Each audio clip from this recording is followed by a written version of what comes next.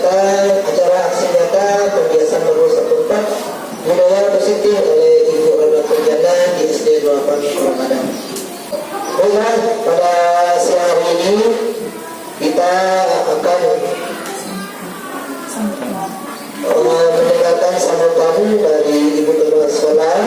Dalam hal ini akan disampaikan oleh Ibu Muhammadi SPD mengenai aksi nyata yang disampaikan oleh Ibu Rodatul Jannah nanti. Kepada Ibu Rodatul Jannah kita persilakan. Assalamualaikum warahmatullahi wabarakatuh. Ya, sama-sama kita hormati Ibu Pengawas kita, Ibu Semanggati UPD, seterusnya Ibu Bapak Jenis Guru, Seluruh Bapak Golongan. Alhamdulillah pada siang hari ini kita bersyukur kehadiran Allah SWT yang mana kita dalam keadaan sehat, tidak kurang satu apapun, sehingga kita dapat melaksanakan melihat apa yang dilaksanakan oleh aksi nyata oleh Ibu Rodatul Jannah SPD nanti. Dan tak lupa salam pada Nabi besar kita yakni Nabi Muhammad SAW dengan kata Allahumma shalli ala Muhammad wa ala ali Muhammad. Bapak Ibu yang saya hormati, marilah kita sama-sama nanti mendengar aksi nyata atau pembebasan modul 14 budaya positif oleh Rodatul Jannah SPD calon guru penggerak angkatan 7 Kota Padang Sumatera Barat. Ya, Bapak Ibu semuanya, nanti kita melihat apa-apa aksi nyata yang akan disampaikan, apa-apa yang telah dipelajari oleh Ibu Rodatul Jannah selama lebih kurang 3 bulan ya. Dan masuk 2 minggu untuk modul ini. 2 minggu untuk modul ini. Nah, jadi mari kita, sebab ini sangat-sangat penting sekali bagi ibu untuk ibu imbaskan kepada siswa itu. Jadi Ibu Nara sudah banyak Zoom meetingnya, sudah banyak lokal karyanya, sudah banyak ibu-ibu yang dia dapat. Jadi apa-apa yang didapati oleh Ibu Nara nanti, inilah aksi nyata, inilah yang akan disampaikan oleh Bapak Ibu nanti, yang akan Ibu sampaikan pula, Ibu kerjakan pula, yang Ibu laksanakan pula di kelas Ibu nanti.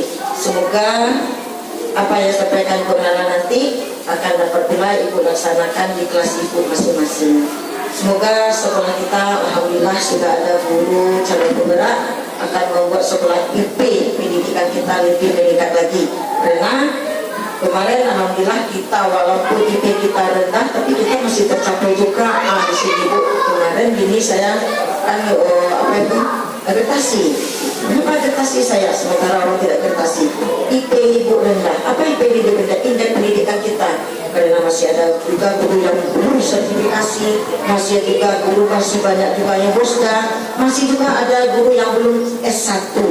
Nah sekarang alhamdulillah S1 sudah ada, ditambah lagi sekarang guru penggerak kita sudah ada pula, alhamdulillah. Mungkin untuk agregasi kita lebih dari 94, mungkin 100 mungkin kalau bisa nanti ya. Bapak Ibu, amin, amin. Ya cukup saja, mari kita sama-sama kita dengar aksi nyata kita yang akan disampaikan oleh Ibu Nara. Cukup saja, saya akhiri dengan Assalamualaikum warahmatullahi wabarakatuh. Selanjutnya kata sambutan yang akan disampaikan oleh Ibu Ketua kita, Ibu Semanggati UPD. Kepada beliau kita persilakan. Assalamualaikum warahmatullahi wabarakatuh. Waalaikumsalam warahmatullahi wabarakatuh. Syukur dari Allah SWT karena kita hadir pada hari ini di zaman ini, di zaman di mana pemerintah segala jenisnya mengatakan transformasi pendidikan menuju Indonesia yang lebih cerah di masa depan, yang mampu menjawab tantangan zaman. Kita bersyukur karena di sekolah kita hadir guru penggerak. Ya, guru penggerak adalah guru yang terpilih melalui seleksi yang sangat ketat, berapa tahap itu. Mulai dari esai itu saja sudah demikian menuntut kesabaran untuk mengisinya, menuntut kesabaran berhari-hari mengisinya, ketelitian sudah lolos, kemudian praktek mengajar, kemudian wawancara, kemudian pelatihan guru penggerak. Jadi selamat kepada Nanda Rara dan selamat kepada SD Negeri 28 Padang terpilih sebagai gurunya, salah satu gurunya menjadi guru penggerak. Guru penggerak itu adalah guru yang dipilih melalui seleksi sebagai pemimpin pembelajaran untuk mewujudkan transformasi pendidikan yang berpusat kepada siswa. Guru penggerak tugasnya pertama dia bergerak, menggerakkan diri sendiri, bergerak dan menggerakkan. Jadi guru penggerak itu pemimpin pembelajaran, bagaimana dia menggerakkan dirinya, menggerakkan komunitas lingkungannya agar melaksanakan pembelajaran yang berpusat kepada siswa. Di dalam pelatihan guru penggerak itu diberi tugas melaksanakan aksi nyata, dan dia di sini berbagi ilmunya. Apa-apa yang dia pelajari dibagikan kepada teman, dimotivasi dan menjadi pendamping pengajar praktek bagi guru-guru teman-teman sejawat. Ya Bu Rara. Dan saya sebagai pengawas akan siap mendampingi Bu Rara, akan siap mendampingi, siap memotivasi segala sesuatu yang bisa saya berikan agar tugas-tugas Ibu Rara sebagai guru penggerak dapat terlaksana dengan sebaik-baiknya. Saya sangat mendukung program ini.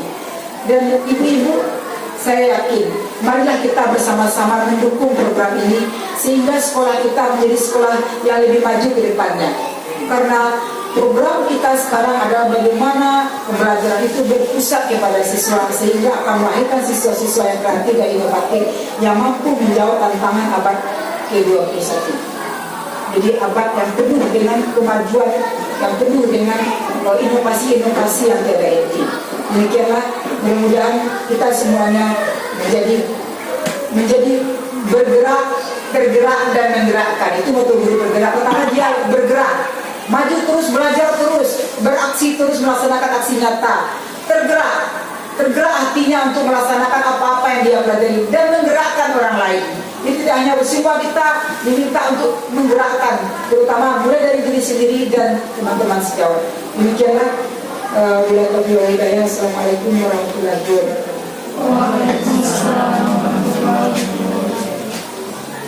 Terima kasih kepada ibu kita.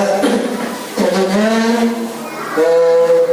acara kita atau acara intinya adalah penyampaian aksi nyata dalam pembahasan modul satu budaya positif yang akan disampaikan oleh Ibu Rojana SPD. Kepada beliau, langsung saja kita silakan untuk membelanya. Terima kasih. Assalamualaikum warahmatullahi wabarakatuh. Waalaikumsalam warahmatullahi wabarakatuh. Sebelumnya terima kasih saya ucapkan kepada Bapak Guru hebat yang telah hadir menyempatkan waktunya di tengah kesibukannya untuk dapat mengikuti kegiatan aksi nyata pengembasan budaya positif di lingkungan sekolah kita SD Negeri 28. Terkhususnya ucapan terima kasih saya kepada Ibu Pengawas Ibu Salmiwati MPD beserta Ibu Kepala Sekolah SD Negeri 28 Koronggadang Ibu Nur Hayati SPD. Nah teman-teman, saya berdiri di sini bukan berarti saya adalah orang yang hebat, bukan berarti saya adalah orang yang paling hebat sedunia, tidak. Karena saya yakin dan percaya bahwa Bapak dan Ibu guru hebat yang ada di sekolah saya di SD Negeri 28 adalah guru-guru terpilih dengan potensi-potensi yang dimilikinya. Bapak Ibu semuanya, sedikit bercerita, selama 2 minggu saya mempelajari, lebih kurang 2 minggu ya, mempelajari modul 1.4 mengenai budaya positif. Budaya positif ini di dalamnya itu ada beberapa materi yang mungkin sedikit menggelitik di hati saya, menggelitik di nurani saya. Kenapa? Karena apa yang selama ini saya lakukan, yang saya anggap benar, ternyata saya ditegur lewat pembelajaran ini. Ternyata saya diingatkan lewat pembelajaran ini. Besar harapan saya ketika Bapak Ibu hebat semuanya ikut menyaksikan penyembasan atau diseminasi yang saya berikan ini mampu berubah ke arah yang lebih baik. Kita ubah satu persatu kebiasaan kita, mungkin dari penggunaan kata hubungan menjadi konsekuensi ataupun penerapan segitiga restitusi nantinya. Perkenalkan, saya Raudatul Jannah. Walaupun Bapak dan Ibu sudah mengenal, saya tetap memperkenalkan diri saya. Saya adalah salah seorang calon guru penggerak Angkatan 7 Kota Padang, berasal dari SD Negeri 28 Koronggadang. Berikut adalah Perimbasan modul 1.4 budaya positif. Salam dan bahagia dari saya. Bapak Ibu, sebelum kita mulai, saya ingin bertanya. Ada yang tahu tidak siapa itu Ki Hajar Dewantara? Tokoh pendidikan. Ada yang lain? Yang lebih spesifik. Jadi Ki Hajar Dewantara ini kita harus tahu siapa Bapak Ibu. Benar, beliau adalah tokoh pendidikan. Lebih tepatnya adalah Bapak Pendidikan Indonesia. Jadi Ki Hajar Dewantara ini memiliki filosofi pemikiran di mana di sana ada terkandung istilah Ingarso Suntulodo, Ingadyo Manungkarso, Tutmuri Handayani. Di mana di sini berperan sekali tingkah laku guru dalam memberikan contoh atau teladan yang baik kepada peserta didiknya. Itulah yang dikenal dengan Ingarso Suntulodo. Di depan memberikan contoh, Ingadyo Manungkarso, di tengah kesibukannya, di tengah permasalahan hidupnya, dia mampu memberikan semangat kepada peserta didiknya untuk lebih baik lagi. Kemudian yang terakhir, peran guru adalah sebagai Tutmuri Handayani. Dari belakang, guru berperan mendorong siswa sesuai dengan kodrat alam dan kodrat zamannya, sesuai dengan tujuan pendidikan kita, yaitu adalah menuntun segala kodrat yang ada pada anak agar mereka dapat mencapai keselamatan dan kebahagiaan yang setinggi-tingginya sebagai manusia maupun sebagai anggota masyarakat. Ada kata menuntun di sini Bapak dan Ibu. Saya sedikit tergelitik. Selama ini ketika pembelajaran kita lebih banyak menuntut, benar atau salah? Anak harus hafal perkalian 2. Kita tuntut anak berhafal. Anak harus bisa memecahkan bagaimana caranya menghitung luas persegi. Kita menuntut. Anak harus bisa menghafal surat Al-Lail.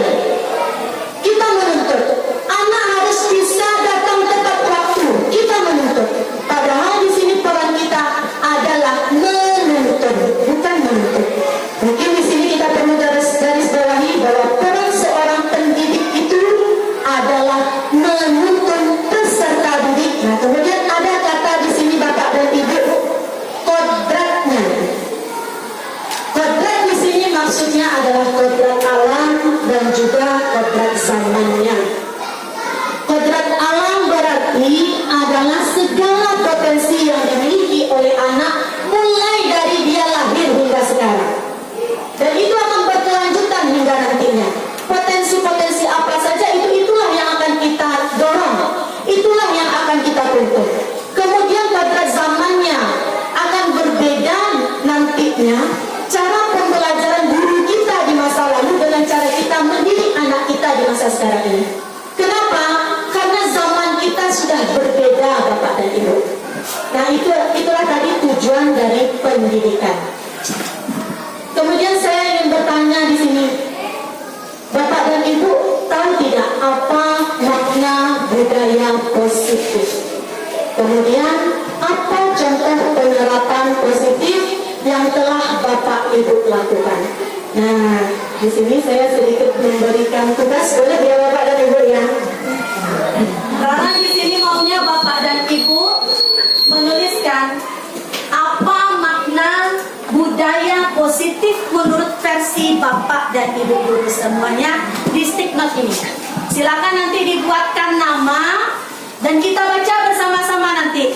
Tidak ada yang salah, tidak ada yang paling benar. Di sini kita sama-sama belajar, kita sama-sama berproses. Ya Bu ya? Nah, bagi Bapak dan Ibu yang sudah selesai, boleh ditempelkan di sebelah kiri papan tulis kita. Boleh satu Ibu, boleh dua, boleh satu, boleh dua, tiga lebih bagus. Selesai. Boleh ke depan Ibu ini mah. Luar biasa sekali.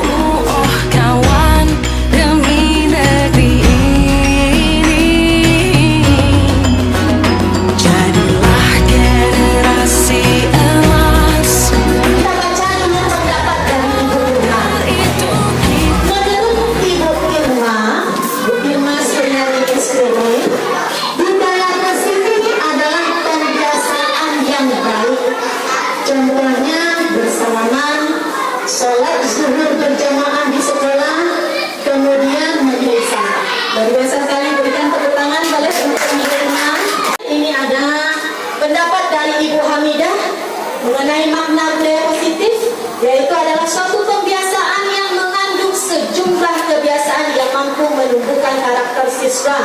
Contohnya disiplin, datang tepat waktu.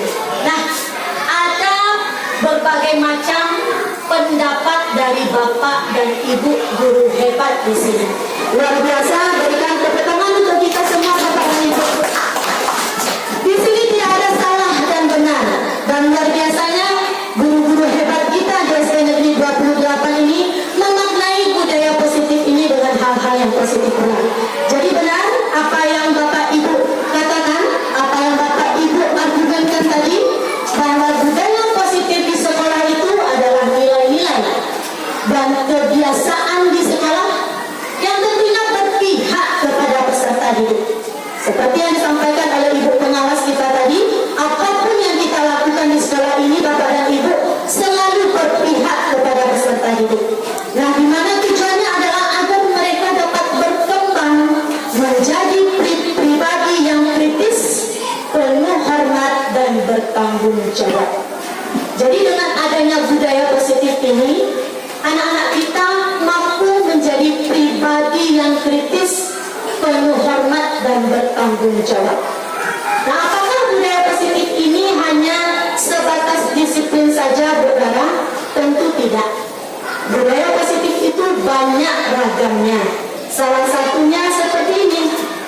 Ini contoh budaya positif yang sebenarnya sudah kita lakukan di sekolah. Tapi ketika ditanya kita bingung. Lama kita mikirnya. 5 menit waktu kita habiskan untuk berpikir apa budaya positif ini ya. Padahal kenyataannya adalah Bapak dan Ibu, kita sudah melaksanakan budaya positif ini. Nah, yang pertama, gambar yang pertama, gambar apa ini Bapak dan Ibu? Kegiatan memperingati Hari Besar Islam. Kemudian yang kedua ini adalah kegiatan apa? Upacara bendera. Kalau memperingati hari besar, hari keagamaan itu meningkatkan rasa apa kita itu? Rasa apa bagi peserta didik kita? Nilai-nilai religiusnya. Kemudian melaksanakan upacara bendera setiap hari Senin. Menumbuhkan nilai apanya Bapak dan Ibu guru? Nasionalisme, benar. Kemudian sholat berjamaah. Entah itu sholat duha, entah itu sholat zuhur, mereka lakukan secara berjamaah. Ini juga meningkatkan nilai religius. Kemudian ada budaya 5S. Budaya 5S. Senyum, sapa, salam, sopan dan santun. Nah, ini harus membudaya di lingkungan sekolah kita ini. Bapak dan Ibu sudah senyum dengan sesamanya hari ini. Senyum ini adalah awal dari hati. Kalau awak tidak bersapu sama kawan agak sehari, lain rasa di hati itu Bapak dan Ibu. Begitu juga dengan peserta didik. Hari ini kita tidak menyapa anak didik kita, besok ada suatu ruang kosong di hati mereka. Ini penting. Awak sama awak saya harus bersapaan. Dalam Islam kalau 3 hari tidak bersapaan, bau surga saja tidak tercium. Begitu ya Bu ya? Nah, begitulah karakter yang harus kita gunakan. Budaya 5S. Senyum, sapa, salam, sopan dan santun. Jadi kelima-limanya tidak bisa kita pisahkan. Sopan dan santun itu adalah 2 hal yang berbeda. Sopan itu apa yang sopan itu Bapak Ibu? Dia saling juga terkaitkan berapa? Betul sekali, bagus Bu Setriani, luar biasa. Benar, saling terkait. Kalau sopan itu dari segi tingkah laku. Tingkah laku, sikap sopannya, berjalan di muka awak, peserta didik awak tuh mengungkap. Bagaimana peserta didik kita bisa sopan kalau kita sebagai guru lewat di depan guru yang lebih tua tidak menghormati? Itu ditiru oleh anak-anak didik kita sesuai tadi dengan trilogi yang disampaikan oleh Ki Hajar Dewantara. Kalau santun itu dari segi ucapan. Jadi mereka berdua itu si sopan dengan si santun itu berbeda. Yang satu dari segi tindakan, yang satunya lagi dari segi ucapan. Sopan dan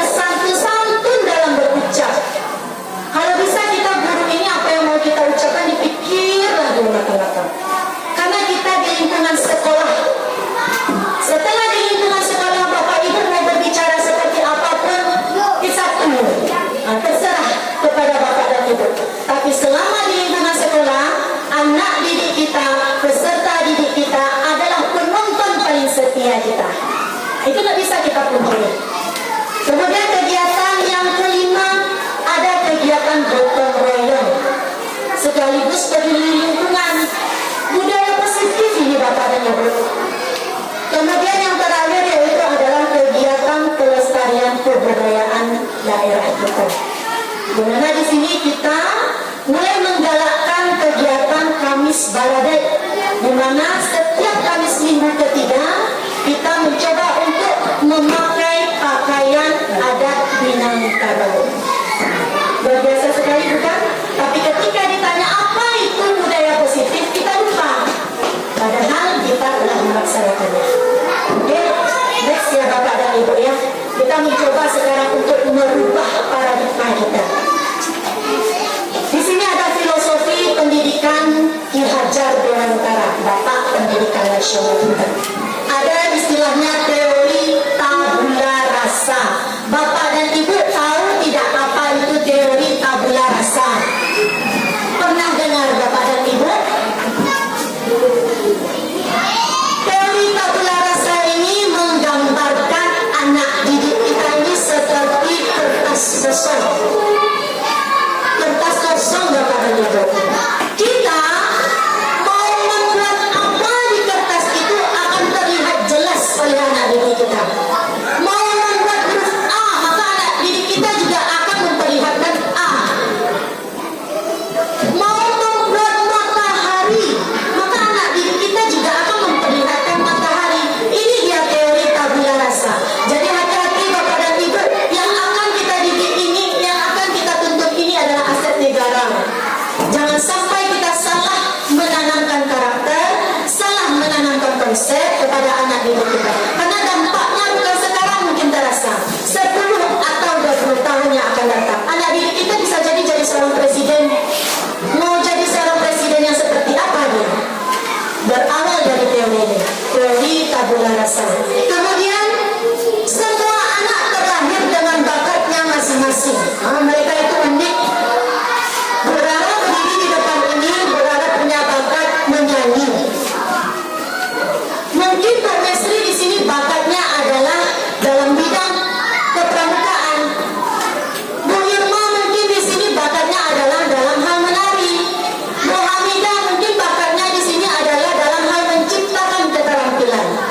Kita saja punya bakat yang berbeda, punya minat yang berbeda. Anak didik kita juga seperti itu Bapak dan Ibu. Mereka adalah hal individu yang unik. Tidak bisa kita samakan antara si A dengan si B, si C dengan si D. Kemudian budi pekerti. Jadi dalam pendidikan ini kita harus mengutamakan tumbuh kembangnya budi pekerti di diri anak didik kita. Tugas guru adalah menuntun bakat tersebut agar anak tumbuh dengan selamat dan bahagia. Apa maksudnya selamat dan bahagia? Selamat dan bahagia ini maksudnya adalah selamat raganya. Tidak usah cialah pun raga anak hatiku beraja Jawa do. Ijan sampai anak beraja hatiku Jawa pai anak dengan senyum pulang dengan tangis. Usah raganya bu. Selamat berarti selamat raganya, bahagia jiwanya. Kadang anak-anak kita ini punya permasalahan di rumahnya masing-masing. Sekolah ini adalah tempat mencari perhatian bagi anak kita untuk memenuhi kebutuhannya terhadap kasih sayang. Namun kita kurang menangkap, kurang peka dengan hal itu. Nah, inilah peran kita, tugas kita dalam menuntun peserta didik kita agar tumbuh dengan selamat dan bahagia. Selamat raganya, bahagia jiwanya. Guru ini ibaratkan seperti petani. Bapak Ibu guru hebat pernah bertani atau menanam sesuatu? Kalau bertani itu ibaratnya kita menanam sesuatu itu apa yang kita lakukan terhadap tanaman ini? Disiram, kemudian diapakan lagi Bapak dan Ibu? Diberi pupuk, disayang-sayang, kalau bisa dipuji. Nah anak juga begitu. Anak ini ibaratkan benih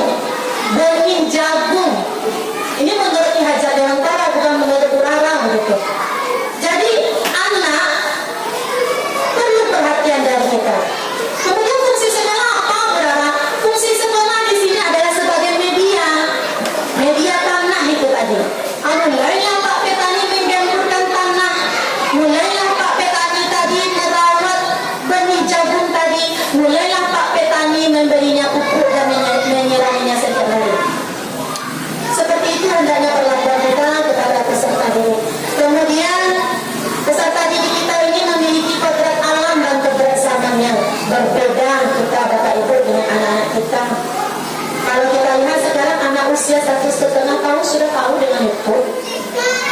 Kita waktu usia 1,5 tahun YouTube saja kita tidak tahu. Jangankan YouTube, HP pun kita tidak tahu. Kenapa? Karena generasinya berbeda. Di mana generasi yang sekarang itu adalah generasi alfa namanya. Kalau orang lahir di tahun 1991, Burara ini masuk generasi milenial. Ada dua generasi yang Burara rongkakan. Pertama yaitu adalah generasi Z, yaitu kelahiran 1996 sampai 2010. Berbeda lagi perlakuannya dengan generasi Alpha, yaitu adalah anak-anak yang lahir tahun 2010 hingga dengan sekarang ini disebut generasi Alpha. Kenapa? Karena mereka ini lebih melek ke IT ketimbang kita, Bapak dan Ibu. Nah, di sini peran kita, jangan sampai anak didik kita lebih ahli, lebih pandai dengan kita nantinya. Kita harus lebih lagi. Untuk apa? Untuk memuaskan rasa keingin tahuan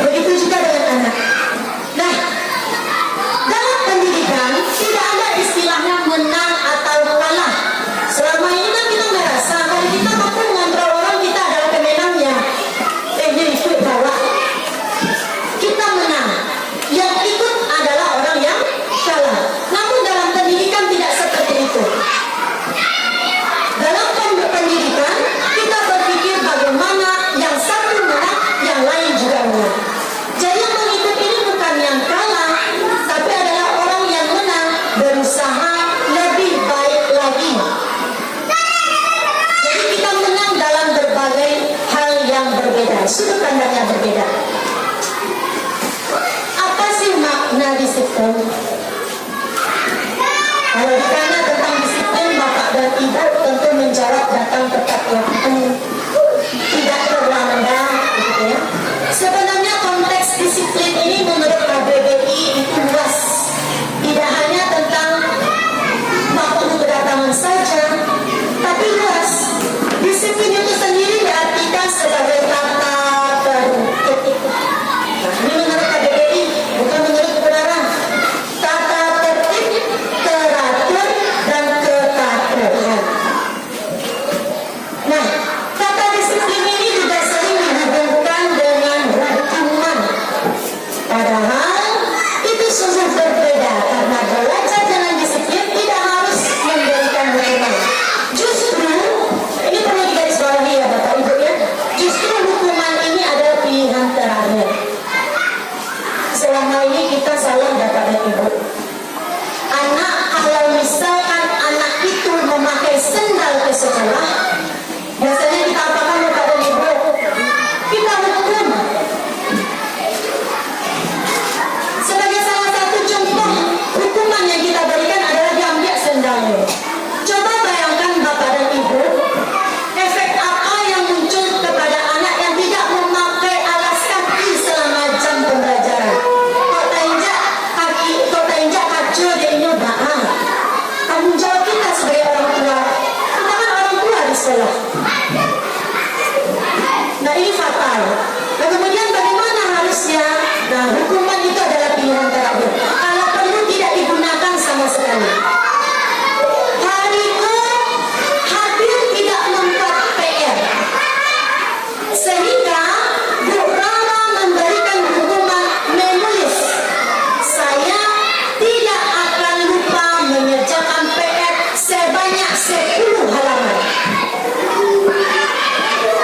Oke dikerjakan oleh Abu, tapi pesan moral apa yang didapatkan oleh anak kita? Anak kita hanya dapat lelah Bapak dan Ibu.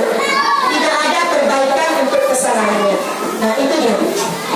Jadi menurut Ki Hajar Dewantara ini mengatakan bahwa untuk mencapai kemerdekaan atau dalam konteks pendidikan kita saat ini dan untuk menciptakan murid dan merdeka, syarat utamanya adalah harus ada disiplin yang kuat.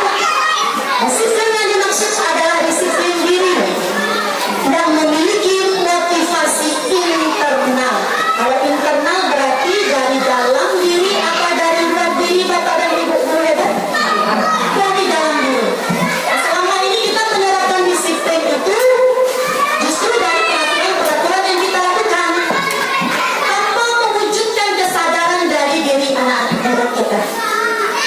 Nah, seandainya anak didik kita nantinya tidak mampu untuk mendisiplinkan dirinya sendiri, maka barulah perlu di sini pihak lain untuk mendisiplinkannya. Itulah peranan kita ke pihak lain itu. Ini teori motivasi perilaku manusia. Seperti yang dikatakan tadi ada motivasi internal katanya. Ternyata juga ada motivasi eksternal. Ada dua jenisnya Bapak dan Ibu kalau untuk motivasi eksternal. Yang pertama, anak didik kita ataupun kita termotivasi untuk menghindari ketidaknyamanan atau hukuman. Kalau ditanya kepada anak didik kita, kenapa kamu memakai sepatu hitam nak setiap hari? Mereka akan menjawab, karena ini adalah peraturan sekolah. Karena ini tidak boleh dilanggar. Kalau saya melanggar, saya kena hukuman. Kalau saya dilanggar, saya ditegur oleh bapak dan ibu guru. Nah, berarti motivasi mereka adalah motivasi eksternal. Salah berarah tidak ada salahnya, namun kita mencoba untuk membangkitkan motivasi internal. Kalau bisa dilakukan itu apa yang terjadi ya? Jadi mereka berpikir apakah mereka akan mendapatkan hukuman, apakah mereka akan mendapatkan ketidaknyamanan. Nah, itu motivasi eksternal yang pertama. Yang kedua adalah motivasi eksternal, di mana peserta didik ini melakukan segala sesuatunya untuk mendapatkan imbalan dari orang lain. Imbalan ini tidak berupa barang, tidak selalu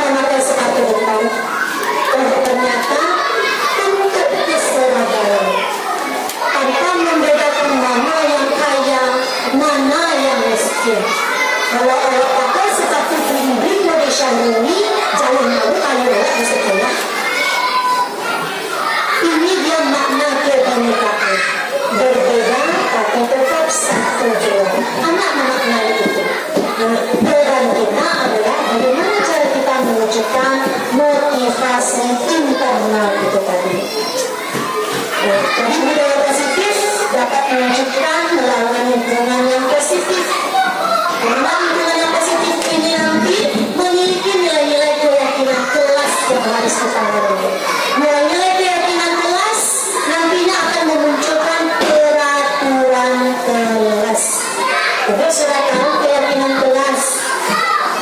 Turun ya, nanti kita pelajari.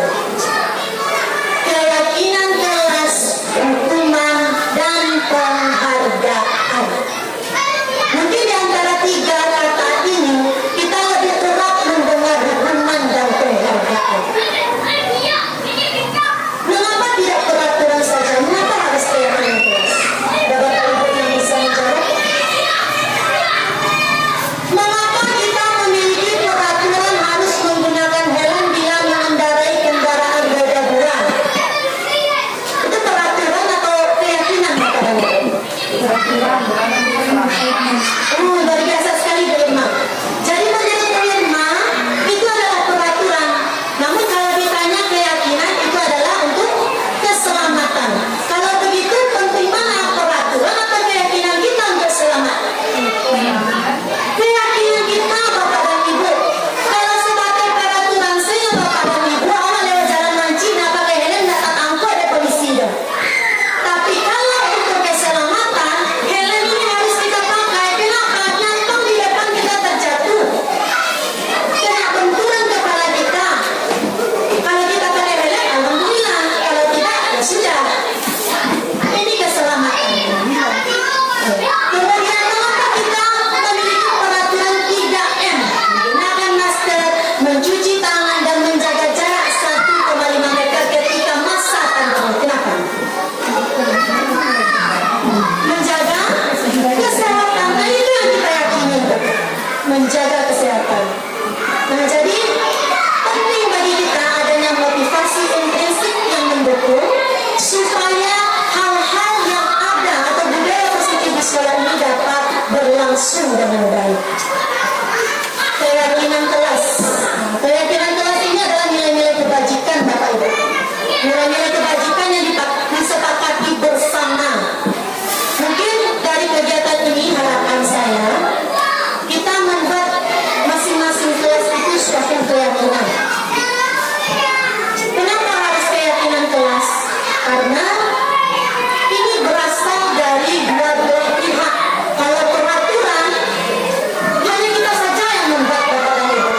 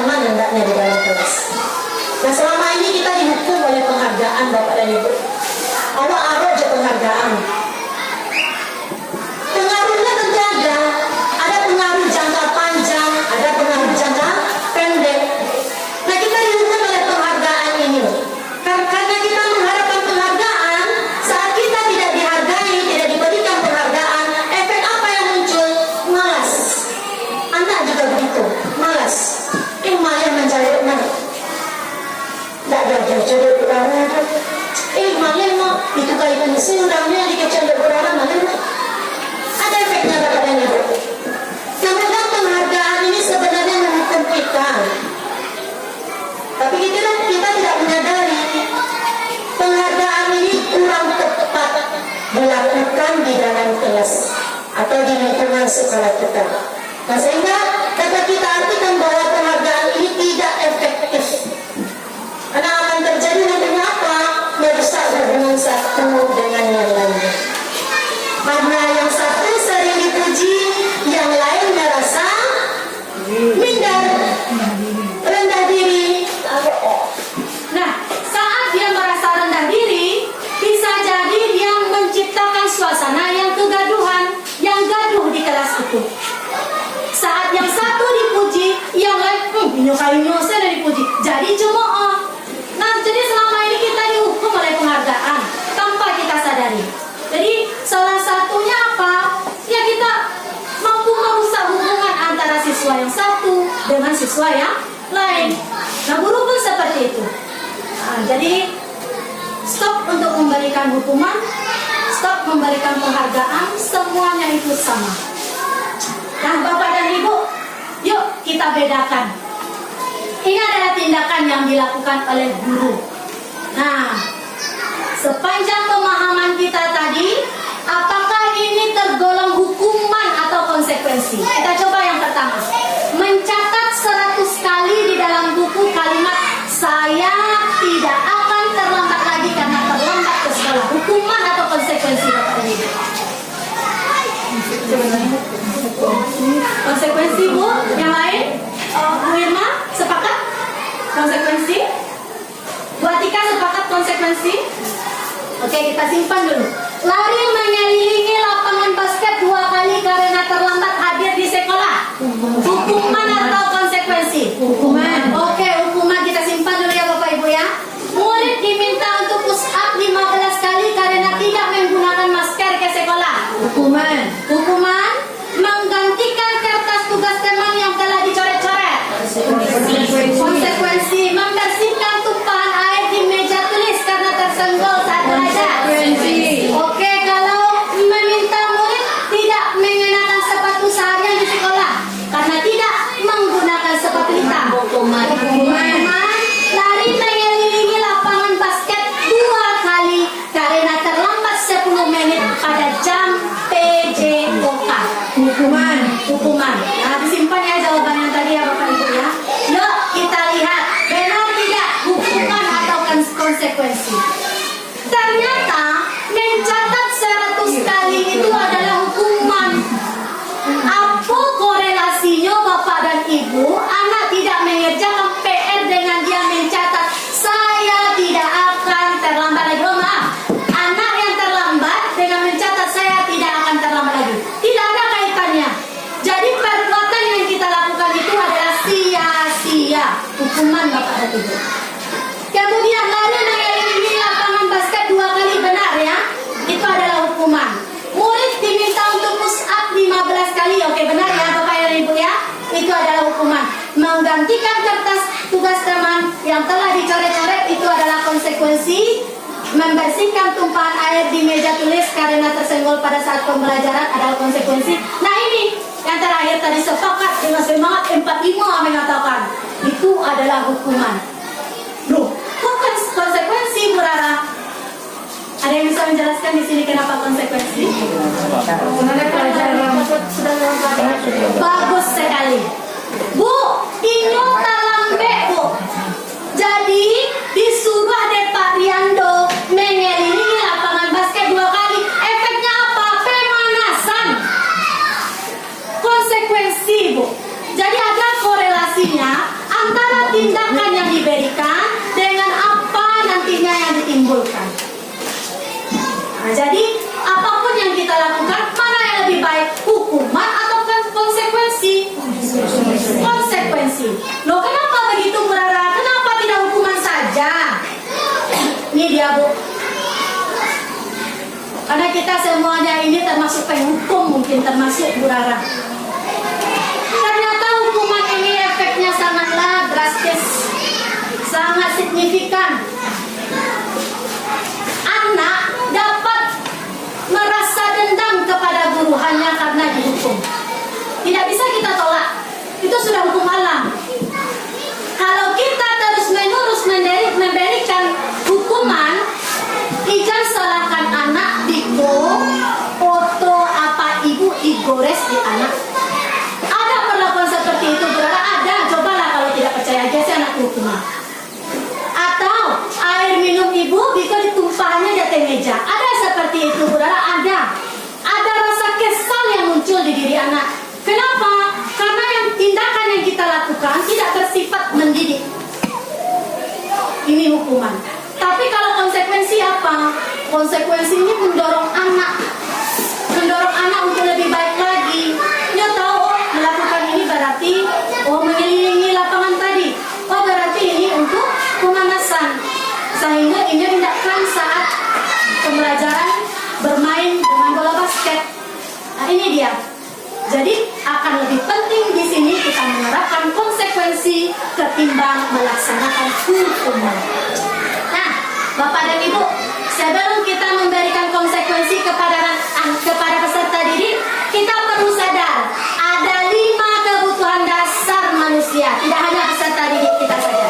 Yang pertama cinta dan kasih sayang, rasa ingin diterima. Yang kedua adalah penguasaan. Ingin diakui, ingin berkuasa, kemudian kesenangan senang dia itu melakukannya, fun dia melakukannya, kemudian kebebasan. Yang terakhir adalah untuk bertahan hidup. Ini ada satu kasus, yuk kita pecahkan bersama. Ibu Ani guru kelas 5 di SD Pelita Hati. Bu Ani ini ceritanya sedang bingung menghadapi pula satu murid yang bernama Agus. Beberapa anak telah datang dan mengeluhkan Agus yang seringkali meminta bekal makan siang. Jadi Agus tuh meminta makan siang dengan paksa pula oleh Bapak dan Ibu. Nah, jika Bapak dan Ibu menghadapi situasi ini, apa yang akan Bapak Ibu lakukan? Menurut Bapak dan Ibu, kira-kira alasan apa yang menjadikan Agus menjadi seperti ini? Ada yang mau berargumen? Bukan mau berargumen? Ya, Irma. Faktor keinginan kemauan dia, karena misalnya ada makanan yang menarik bagi dia, jadi mencoba, tapi sudah diminta tidak dapat, ya udah dipaksa. Penguasaan berarti. Oke, menurut Bu Irma karena ada tadi dari 5 kebutuhan dasar itu ada kebutuhan penguasaan di diri si Agus, sehingga dia memaksa temannya untuk memberikan makanan tadi. Ada yang lain? Nah, persoalan ini sebagai seorang guru kita harus jeli melihatnya Bapak dan Ibu. Jangan sampai Biko jadi penyesalan di awal. Ternyata anak berbuat seperti ini bisa jadi karena faktor ekonomi. Awal aberan saya dulu. Ujung-ujungnya kenapa? Menyesal Bu, ala berang ke anakku. Nah, bisa jadi yang pertama, apabila jawaban Agus, tentu tanya Agus dulu ya Bapak dan Ibu. Kalau si Agus mengatakan ia lapar, berarti kebutuhan yang harus dipenuhi di sini adalah kebutuhan bertahan hidup. Ini tidak jarang Bapak dan Ibu kita menemukan anak di kelas tidak makan pagi di rumah. Saya punya anak sampai sakit menggigil badannya, muntah di depan kelas ini karena tidak makan dari malam. Karena sama mubangnya kayak Bapak dan Ibu. Nah di sini peranan kita sebagai orang tua di sekolah. Jadi ada faktor itu, ada kebutuhannya, kebutuhan bertahan hidup. Ya sudah diminta saja punya temannya dengan paksa.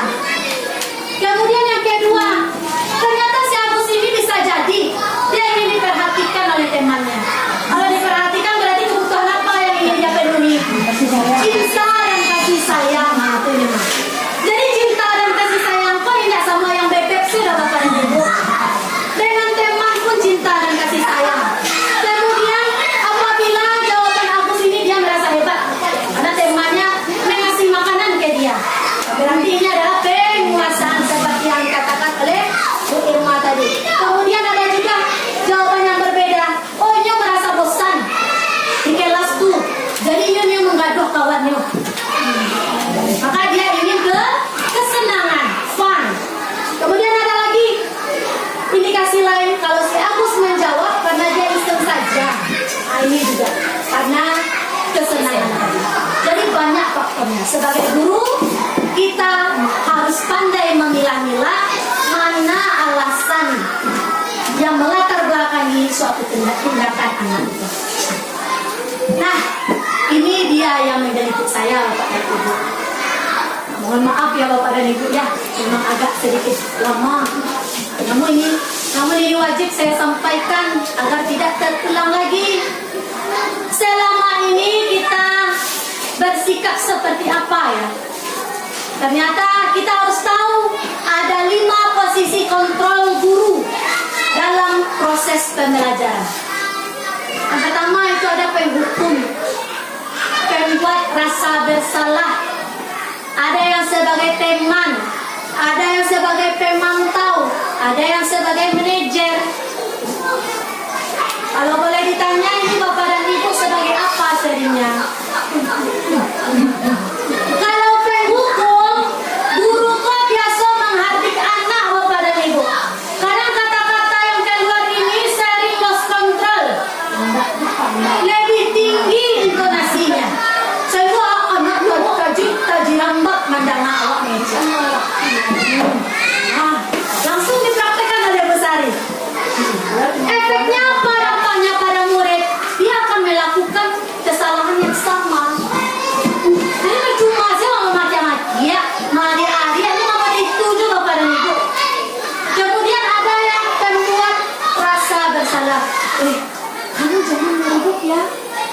Ibu ada acara, diam ya. Nanti ibu enak marah sama kepala sekolah. Membuat rasa bersalah. Samanta efeknya Bapak dan Ibu. Nah siap tuh, kaulang balik. Nah, penghukum dan pembuat rasa bersalah ini disebut dengan identitas gagal. Kenapa? Nah, ada perbaikan untuk peserta didik. Hari itu nyuruh patwa jawab Bapak Ibu. Tapi sudah itu nyulang ya. Nyulang balik ya. Sampai sakit baru awal pemainnya. Itulah anak-anak. Kembali ke kontrol kita tadi. Kita tidak bisa mengontrol orang teman. Biasanya kalau guru yang berposisi kontrol sebagai teman itu Bapak dan Ibu, bahasanya ini lebih dekat, lebih friendly, lebih bagaimana gitu, lebih penuh dengan humor.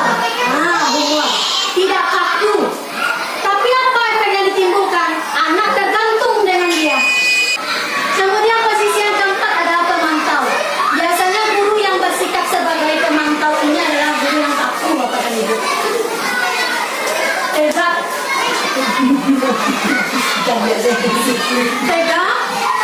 kaku dari ujung kaki, ujung rambut sampai ujung kaki. Itu bahasa tubuhnya seperti itu, tidak luas. Dia memang berperan sebagai pemantau. Salah kami mana? Jadi harus bagaimana? Tidak ada istilahnya jembatan hati karena itu nggak ada.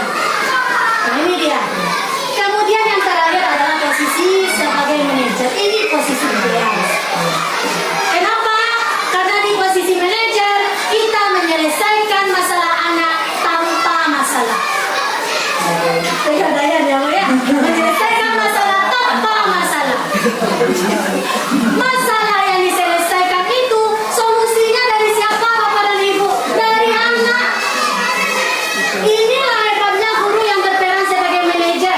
Mampu dia menghasilkan solusi yang ditimbulkan dari pemikiran anak didiknya. Ini masalah anak didik kok. Mampunya pancinya anak didik kok. Mampunya rangsangnya untuk mencarikan solusi atas permasalahan sendiri. Nah, disinilah penting bagi kita memanfaatkan namanya restitusi. Dimana itu adalah proses menciptakan kondisi bagi murid untuk memperbaiki kesalahan mereka sehingga mereka bisa kembali pada kelompok mereka dengan karakter yang lebih kuat.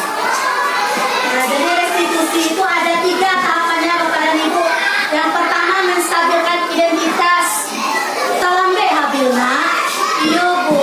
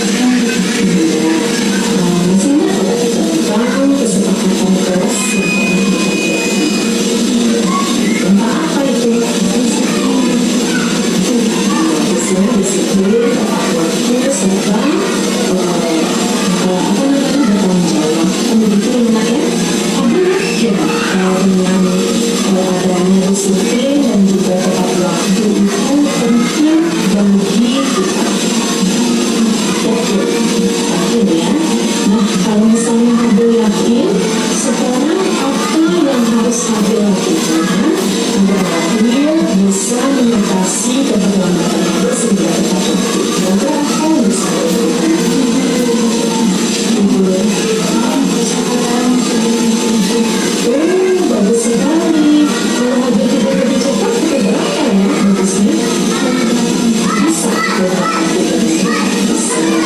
Kalau misalnya masa Ramadan sebelum sholat subuh, kita berapa adanya pasal waktu?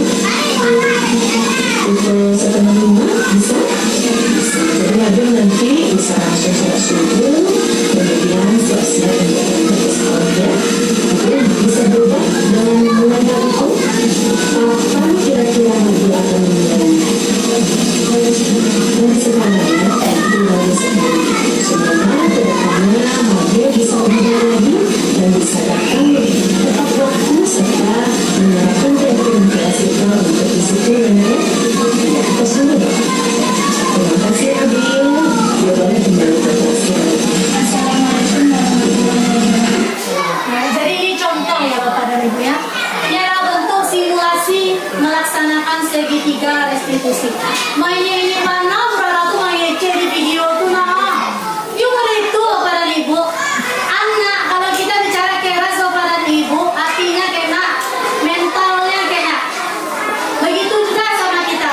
Cobalah Bapak dan Ibu antara satu dengan yang lain berbicara dengan nada yang keras. Ibu hati Bapak dan Ibu, anak pun begitu. Rasanya tuh halus.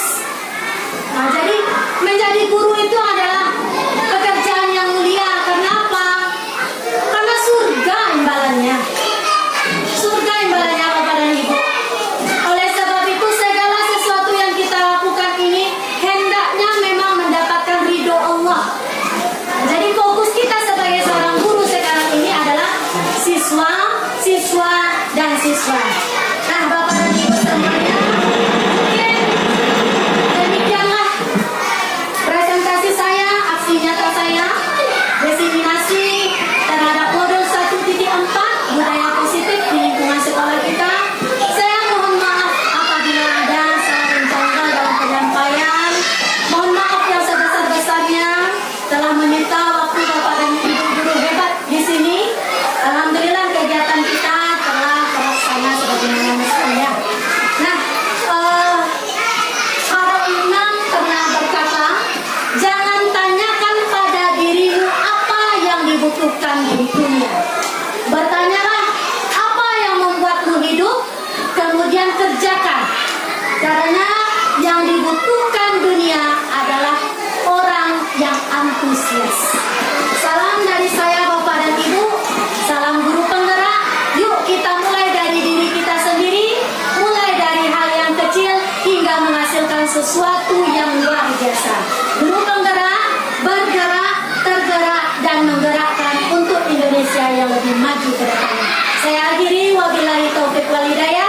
Wassalamualaikum warahmatullahi wabarakatuh. Assalamualaikum warahmatullahi wabarakatuh. Terima kasih atas diseminasi yang telah dilaksanakan oleh Ibu Rara tentang budaya positif di lingkungan SD 28 Purwakarta.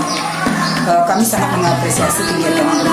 Semoga apa yang telah disampaikan, semoga materi yang telah disampaikan Ibu Rara, Lauda Pejana, kami panggil akrab, kami panggil Ibu Rara, dapat diaplikasikan oleh semua guru-guru di SD Negeri 28 Purwakarta.